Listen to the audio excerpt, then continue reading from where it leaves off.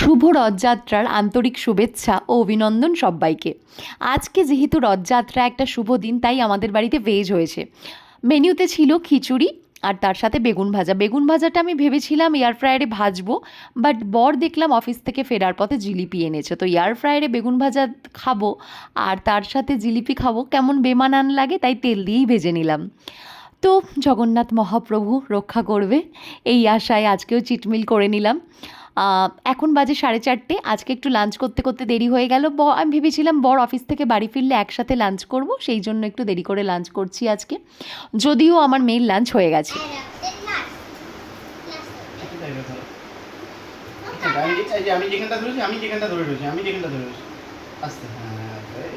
Office থেকে ফিরেই কোনো রকমে লাঞ্চ করে দুজনে রথ সাজাতে শুরু করে দিয়েছে।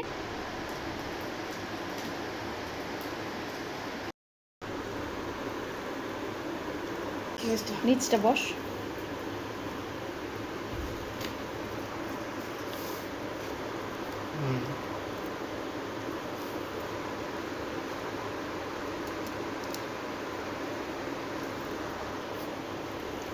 দুজনে মিলে সুন্দর রথ সাজিয়ে দিয়েছে।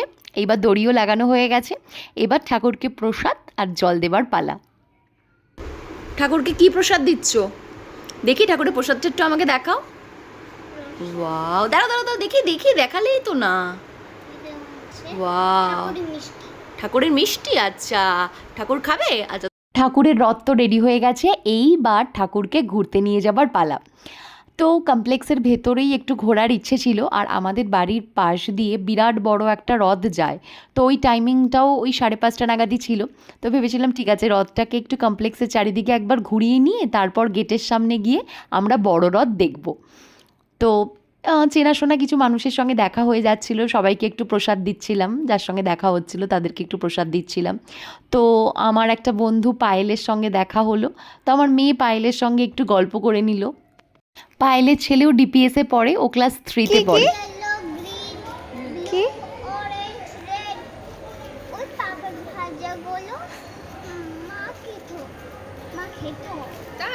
ছোটবেলায় আমি রথের মেলায় গিয়ে পাঁপড় ভাজা খেতাম, সেটাই বলছে।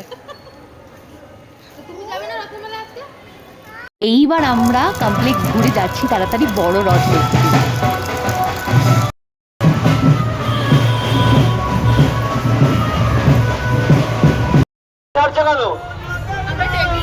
পেছন থেকে কোনো গাড়ি যেন না ছাড়া হয়।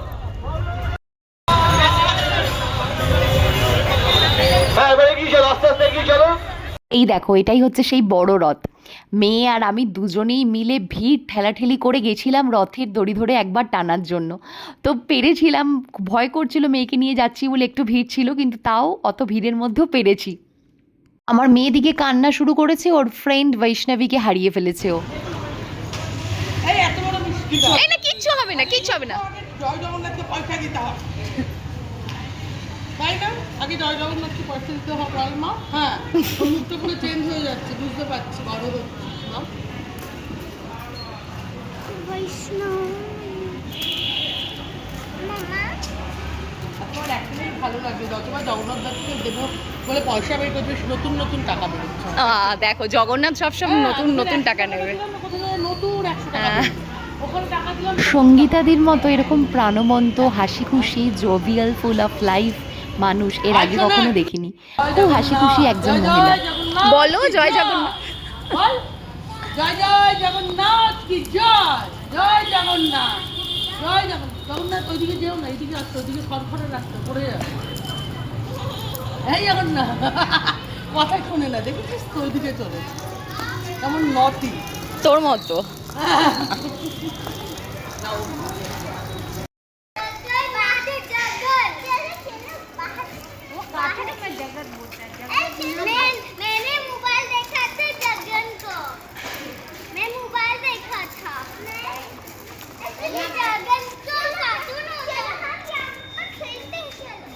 এবার বাড়ি যাবার পালা। নিচে নীলাদি আর নীলাদির ছেলেও একটু রথের দড়ি ধরে টেনে নিল।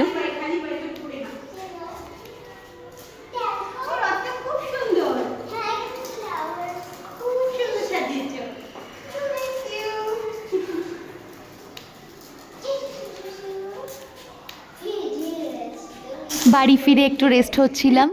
তারপর আমাদের কমপ্লেক্সের ভেতরে থাকে পিয়া, আমার ছোট্ট বোন বলা যেতে পারে, মানে আমার থেকে অনেকটাই ছোট। তো এসেছিল, ভালো খেতে, দিলাম ওর সঙ্গে একটু আড্ডা মারছিলাম। হ্যালো, কি করবি তুই?